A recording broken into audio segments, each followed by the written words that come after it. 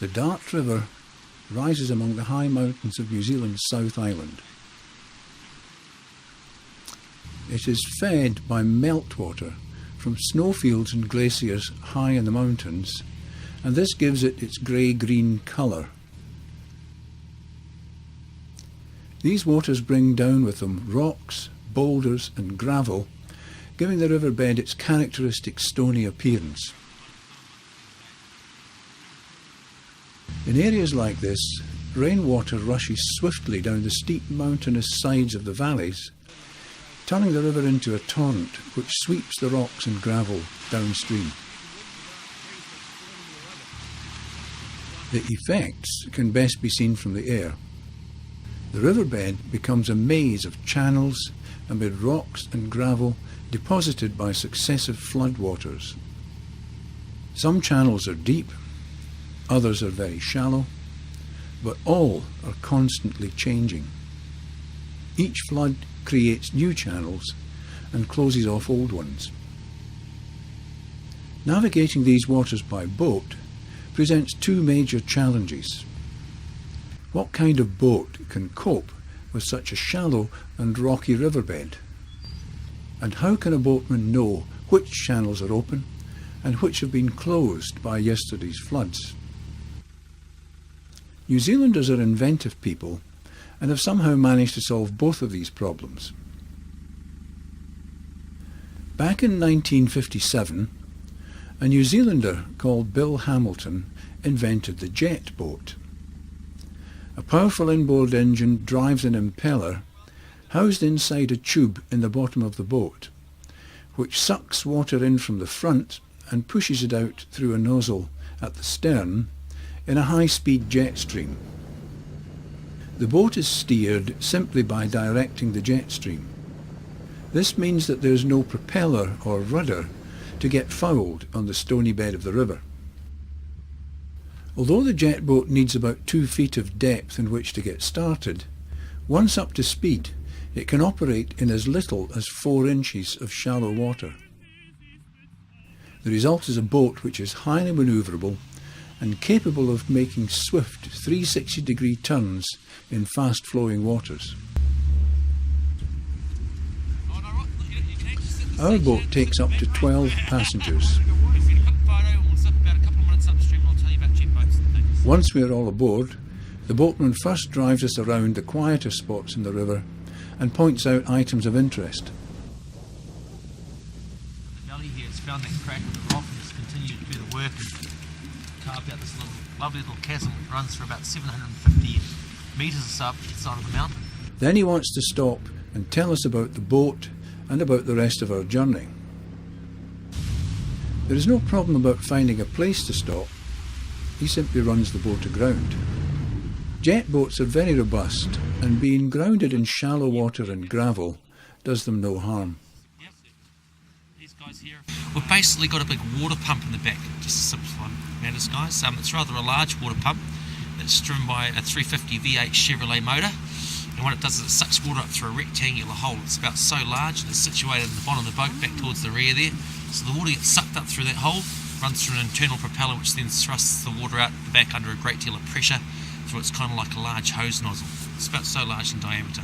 That nozzle's directional and that's how we steer. So we kind of got like a big directional hose stream squirting out the back, pushing us along. Now the whole idea behind this system is the fact that we have nothing underneath the bottom of the boat like conventional boats. Right? So there's no propellers or rudders or anything underneath it. Basically it's just the bottom surface of the boat. And now we've just got that big hose stream out the back. A little bit larger than your average garden hose too. Pumps out about sort of 300 litres or so per second.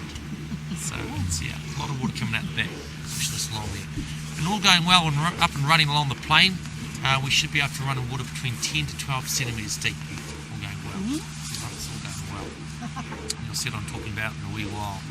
As we start to head down the Dart, the valley will become a lot wider. The river likes to spread out in lots of different little channels. And the whole idea is that we hopefully pick the right channels. Notice the emphasis on we here. This is a bit of a team effort, you see. And that way we can continue on back down to Glenlorkie. What sometimes may happen is we may just happen to pick one of the wrong channels, maybe only this deep or something, in which case we'll come to a very sudden stop. It's called running aground. you'll know about it when it happens. You can't hug the boat with that. Pardon? You can't hug the boat with that. You can't No, hurt the boat. no, not unless it's big rocks. Okay. The big ones we see in the river, they hurt. No, Yeah, just on the boat. gravel, no problem. No, happens all the time. It's all part of jet boating. There's no need to panic. It's just when you guys got to get out and push. This is where the eye comes in. I, of course, have to stay behind the wheel to start her up again when we get into the deep water. Sure. But on a serious note, though, guys, a good idea to be sitting down, because if you're standing up, maybe taking a photo or something, sudden stop, might do a good impersonation of Superman out the front of the boat or something like that. So sitting down's the one. Other thing is for you folks on the sides, if you decide you want to stick your heads, arms, legs, bits and pieces out the side, just keep in mind we do get very close to rocks and tree branches at times, so it's generally a good idea to keep everything inside the Well, boat. they're nice and warm. Yeah, they are too. You notice that? Having had our explanation, it's time to hang on tight for a fast journey down the river.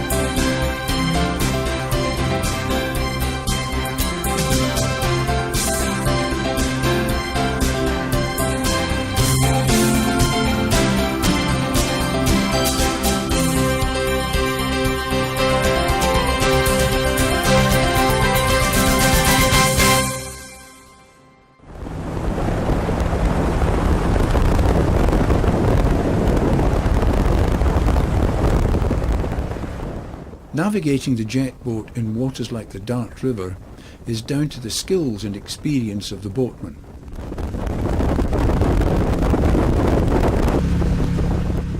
The boat is very fast, doing around 40 miles an hour.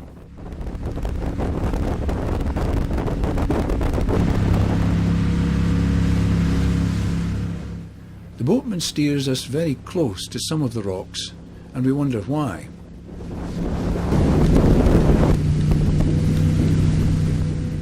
Then we realise that the water is deepest at these points.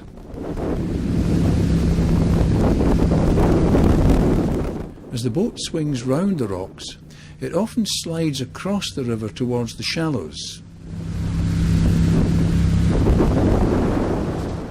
If these manoeuvres did not start from the deepest part of the river, there would be a risk of running aground.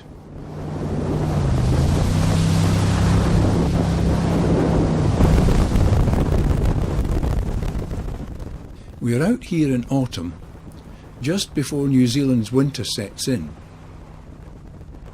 The air over the river is cold and damp, and at this speed, wind chill is a real problem. We are all glad we wrapped up well and have been supplied with waterproof capes.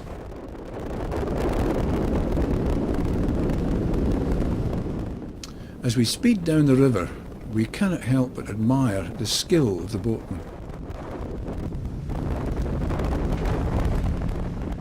He never hesitates in deciding which channels to use and skillfully steers the boat into them at high speed without ever running aground or bumping into the many rocks jutting out of the riverbed.